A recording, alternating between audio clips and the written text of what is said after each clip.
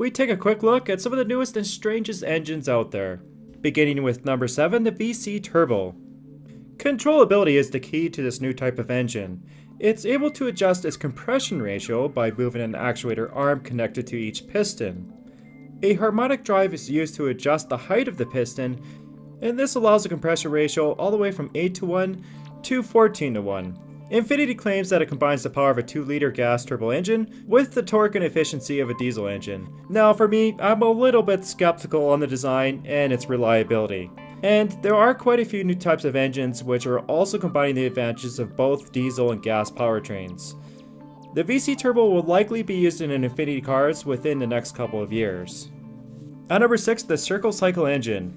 One of the weirdest conceptions out there is an orbital non-reciprocating engine.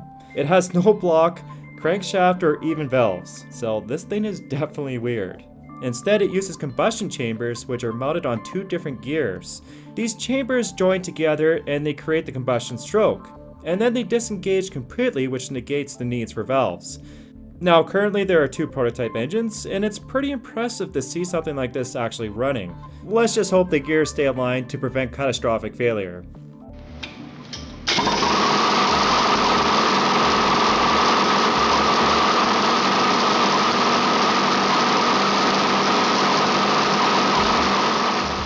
At number 5, the Quasi-Turbine. I promised to present weird engines, and this one is certainly weird. It's yet another rotary style engine which has been in the works for some time. The design appears to be a little bit too complex, and it uses a deformable hybrid rotor. This could potentially allow for higher compression ratios, but I'm still a little bit skeptical on its efficiency and lifespan. Either way, it's a neat little engine design which has been already tested through a couple of applications, and ultimately it's turning out to work better as a steam and air motor, with several variants already on the market.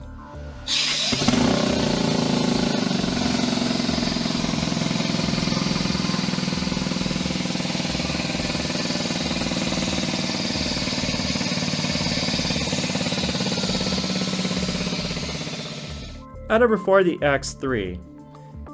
Yes, I'm bending the engine definition a little bit, and technically this is called a Hall thruster.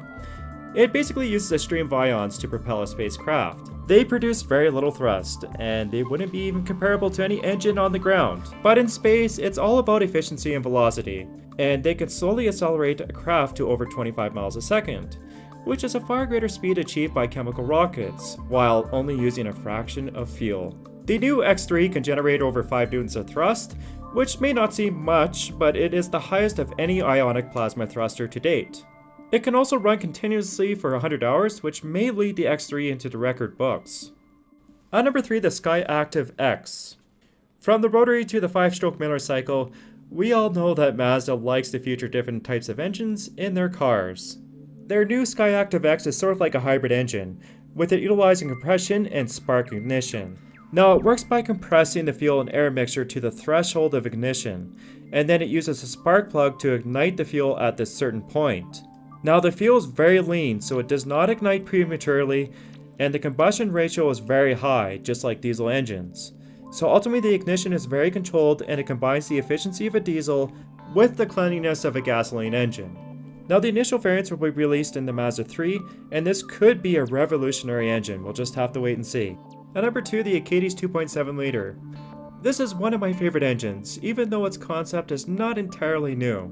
The 3-cylinder 6-piston engine produces over 270 horsepower and 480 foot-pounds of torque. It's a gasoline compression ignition engine, so it has no spark plugs, and it features 2 pistons per cylinder chamber. Now, it allegedly achieves 37 miles per gallon, and I'm interested in seeing how much this engine's going to weigh in the end. It's intended to be used in the F-150 series of trucks, and there have already been multiple variants being tested. At number 1, the liquid piston, and no, it's not what you think. This new type of rotary engine is very light and efficient. It's even received a little bit of funding from DARPA. Now, the liquid piston is kind of like a Wankel motor turned inside out. Its rotor turns inside this triangular housing, with the seals being stationary at the apexes of the triangular frame. The company claims that this is more efficient than the Wankel engine because the shifting geometry of its internal cavities lets it extract most of the energy of the exhaust gases before voiding them. Now, they ultimately claim that a 4-pound liquid piston can produce the same amount of horsepower as a 40-pound Wankel engine. We'll just need confirmation on that. But I just wonder how long the engine actually lasts for. That's the question here. So once again, thanks for watching. Please like the video if you enjoyed it, and make sure to subscribe to my channel.